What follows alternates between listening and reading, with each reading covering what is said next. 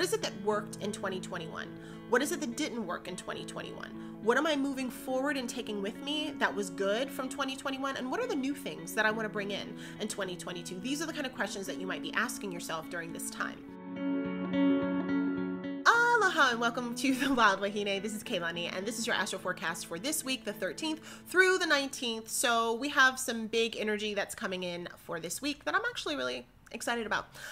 We have Mars ingressing into Sagittarius. We have Mercury moving into Capricorn. We have a full moon in Gemini, and Venus will be retrograde at the end of the week. So I like to pick out a couple of the highlights for, what's coming up that I think are going to be most impactful for you, so you can use that energy to make fantastic choices in your life and not get stressed out because you don't know what's going on, because we know what's going on, or at least we have an idea of what's going on.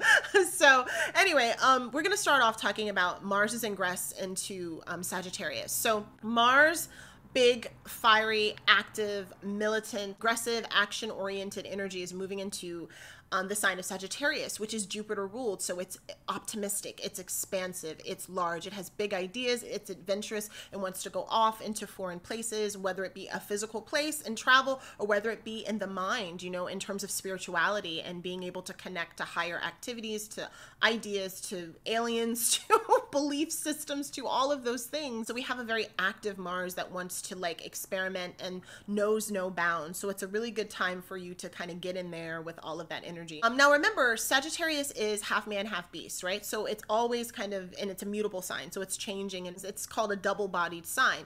The upper half is a man that's thinking of these big, beautiful ideas and where it wants to go and what's the highest evolution of things. And the other bottom part is a horse, which is definitely more into the adventure and being wild and being free and going into the sensual spaces of things. And sometimes there's a lot of back and forth between that and which one should you listen to. Remember, Chiron is also a centaur, and centaurs in Greek mythology, were kind of wild partying creatures, but then they also had this intelligence about herbs and about spirituality too. So they were this man beast creature that was trying to be its highest spiritual self while also trying to figure out how to live in the body and get all the needs met in the body. There's an idea that has to do with a lot of superhero myth that's associated with this. Aquaman is associated with this. Kind of Iron Man has this kind of association of the hero that is kind of partying, all of the alcohol, all of the excessive amount, because remember it's Jupiterian, all of the excessive things of the body, right? And being so deeply in tune to that, yet having this higher calling, this higher purpose, and then having to go through a struggle or a difficult time, like Iron Man, with what happened to him with his heart, or Aquaman too, had to kind of sort of dry out, so to speak, and then become that, ruler and be able to fight against the forces of evil. So all of them had to kind of go through their own hero-like journey so that they can be the best expression of themselves. So they could still have that, that connection between the greater good, stepping up to their higher spiritual calling, as well as still being the embodiment of who they are. With Mars having this kind of enthusiastic, kind of go-get-em attitude, definitely putting a lot of our energy into our dreams, making our dreams a reality, really having the energy to be able to do that. There's also a sense of physical prowess that comes with that, a lot of physicality that has to do with dance, or it can be martial arts, or it could be yoga, or anything where the body is getting activated and doing things. So this would be a really good time for you to kind of sort of start a routine where you're physically active or getting, and physically involved into things. It's really into big works of art, or big kind of epic things that you do, long novels, big epic movies, a large body of work, your magnum opus, essentially activating on your long-term dreams, the things that you've been dreaming about, the things that you've been cooking up, the things that you've been kind of honing. Now you're kind of releasing that energy into that. Now, what's interesting too, of course, is Jupiter right now is in Saturn's sign of Aquarius. Jupiter will be entering Pisces, its home sign, and that's happening on the 28th. So we're going to kind of feel a little bit of a shift with Mars and Sag. The energy right now is going to be a little bit more disciplined, but then once Jupiter moves into Pisces, we're going to see a lot more expansion with this type of energy. So those are some really positive things. If you really want to get things done and have the energy to get it done, and the kind of the stamina, this is really good energy for that, because it is a fire sign. Now, some of the negative expressions of this, of course, can be excessiveness, impulsiveness, recklessness, obviously obviously just kind of sort of ramming and running into things without really thinking about the details, because Sag is big picture energy. It can be very hedonistic, so you're kind of sort of cut off from the higher self, and so it's body, body, body, and all of the things of the body, which in excess can be like too much. Definitely TMI, too much energy, too much information, too much like doing things. There definitely can be kind of a hedonistic quality that comes with this, and it also can be, because of the expansiveness of Jupiter, it's a land grab. It's like it's countries that are, you know, trying to accumulate more land. It definitely has colonization vibes and energy to it. Definitely is about like that manifest destiny, like we're here to divinely do this and take these people's land and convert them because we were, you know, it was our God-given right to do all of that kind of energy, holy wars, all of this kind of warrior energy for the greater good because we're divinely inspired, which again goes back to that like kind of spiritual Jupiterian thing. That is all of the energy too, in its most negative expression. So it's like people who are going out and doing things which they claim are for the greater good, but it's kind of a selfish reason. Next up, we have Mercury in Capricorn, and Mercury is in Saturn's feminine sign of Capricorn. Saturn right now is at home in Aquarius. So Mercury just left Sagittarius, where it had all of these ideas, all of these big things it wanted to do, and maybe had a difficult time implementing them and doing them. So I talked about that a little bit, I think about 2 Astro Chats ago. And I said, oh, don't worry, because Mercury is going to be in Capricorn, and all of the ideas that you had and all the big things that you wanted to do, that big, like when you were dreaming how they were going to happen, but you didn't know how, like this is the time right now that you're going to be able to incrementally get them done. And I think that that is going to feel really good. So Mercury is going to be co-present with Venus, who's about to go retrograde, and Pluto. So Mercury's kind of sort of coming in to do some rational conversation about like all of the things that are going to be upended and taken away and kind of purged, you know, in our relationship. So that's also like a good thing to happen, but it's very kind of specific. It's very detail oriented. It's very goal oriented, and it wants to build, and it wants to build things in a very incremental way. So a lot of the things here are pragmatic. It's about what's pragmatic. It's about what's useful. It's about what's needed. It has a more conservative kind of feel to it. So it's like, I'm not biting off more than I could chew when Merc was in Sag. This is like, this is what I can handle, and I can do it, and I can do it well. I can do it succinctly. And this is the step-by-step plan to do that. So it's a really good time to kind of get those things done. It's about building things that will last. It's about building things that matter and that make sense. And it's about forming and shaping your environment and your world in the way that you're thinking, putting down a good solid foundation and being able to defend the points that you have about whatever it is that you're talking about. It's a very ordered mind. You're bringing kind of order from the chaos with this kind of energy.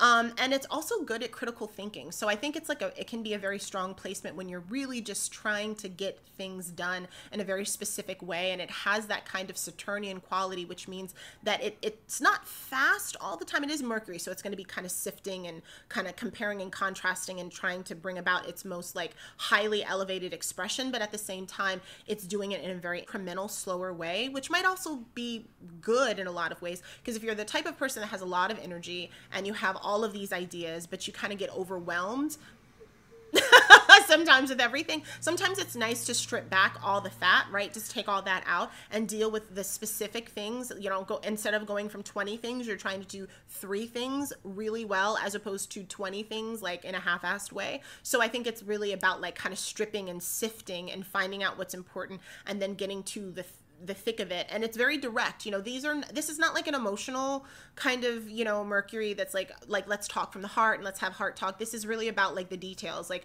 you know, this is what's wrong and this is how we're going to fix it. It's very fixer energy. So if the hand holding and the space holding is what you need, it might be really challenging for that right now. So for all the sensitive souls and the empathic people, if what you need is hand holding or space holding from people, or just emotional heart talk, you're going to need to ask for it, because you can't assume at this time that people will just intuitively get it, because this is much more brain energy than it is like heart first energy. Some of the challenges that can come with this ingress is not being able to make quick decisions, because you have to think about it, because you have to weigh it, because you have to really kind of like get like into it. And then once you kind of make a decision, it might be a little bit harder to kind of like move or adjust. I mean, Mercury is going to help with that, but it's still a little bit more difficult. It can definitely feel like very workhorse time, very like workaholism. So if you're a workaholic, be careful that you're not like overworking yourself during this time. It can be really easy. For those who feel like they have a hard time getting up and getting things done and organizing, going to be a really strong time for you. It's not just about the vision, it's about the doing.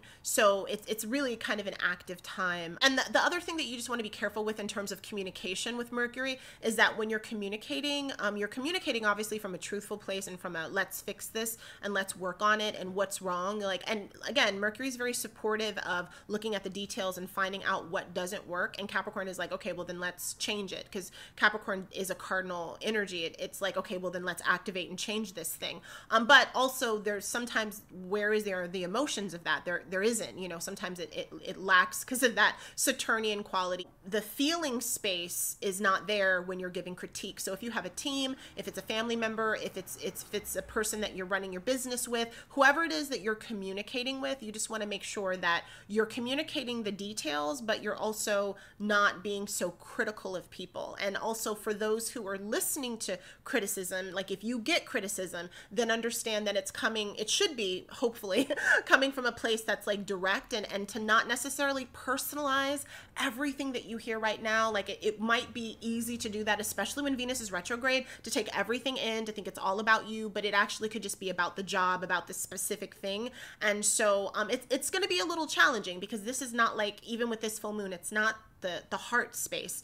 Venus will be retrograde, so it's not that, but so you just have to kind of sort of keep that in mind. Next up, we have the full moon in Gemini. So with the full moon that's happening on the 18th, this looks like it's going to be a really non-afflicted full moon. The last two we had, which were on eclipses, were difficult to kind of sort of work our magic and do things, and we were kind of just experiencing them and then kind of throwing that back to when we had earlier eclipses and what that meant for us. So this is kind of an unafflicted moon, so it's a good moon to kind of work your magic. To do full moons obviously is a lot of times where people release things, they let go of things, so this is a really good time for that. But again, because it's a full moon in Gemini, which is Mercury ruled, and Mercury is in Capricorn, which is Saturn's sign, this is a much more cerebral, grounded moon. So this is a moon that is going to feel less embodied in the physicality of things and the emotions, as much as it's going to be like, this is the last moon of the year, I want to like assess, because it's like this mercurial energy, right? And you know, with it being in Gemini, like assess what happened in 2021, and then maybe even think about what happened in 2020. What am I trying to bring into 2022? What am I releasing? What am I letting go? We have a Venus retrograde that's happening.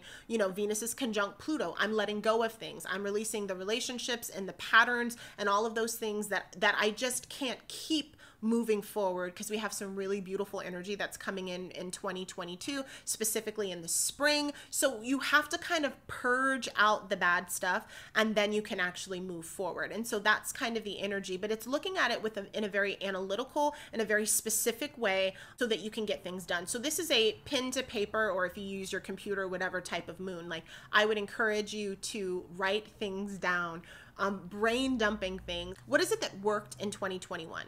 What is it that didn't work in 2021?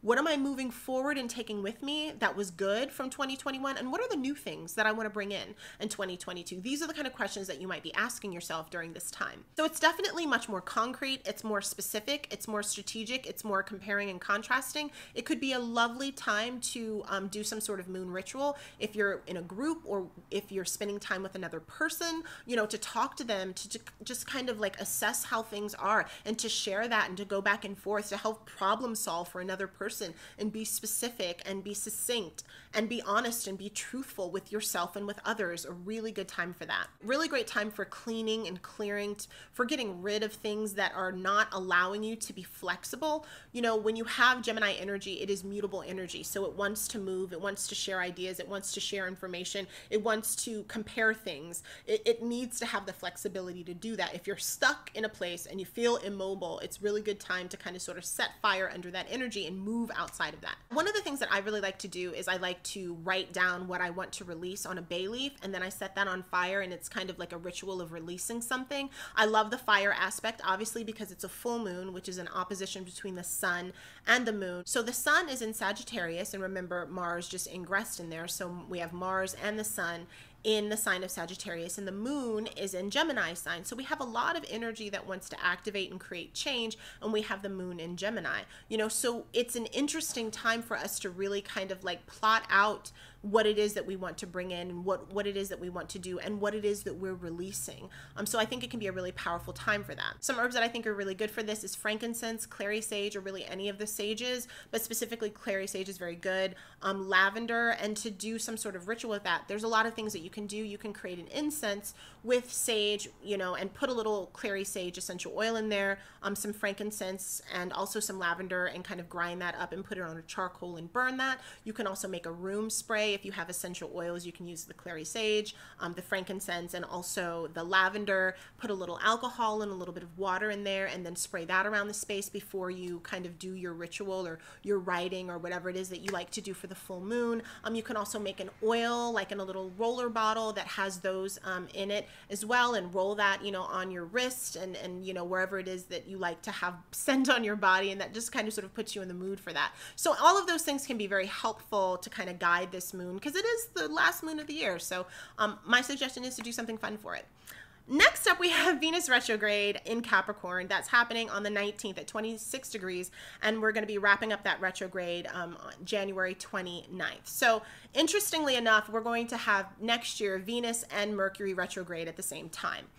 So again, of course, our relationships are going to be taking a hit, the way we communicate, the way that our partnerships, we're reevaluating a lot of things. Now, I have a deep dive into Venus retrograde and Venus Pluto conjunction, like basically essentially everything that's happening with that. That video is dropping tomorrow, so I will go way deeper into that. But I just wanted to hit on a few points if you're just checking out the Astro Chat and you want to kind of get a little heads up before you watch that video. So Venus is about our connection, obviously love, our relationships, which can be partnerships with business and friends and family and all of the above. It's also like how we juxtapose two different things together and make them seamless and make them work. So this is retrograde. So this is a time where we're reevaluating the relationships, reevaluating communications, reevaluating the two opposing things in our lives and how we're putting that together. What is not working, depending upon where, of course, it is in your chart.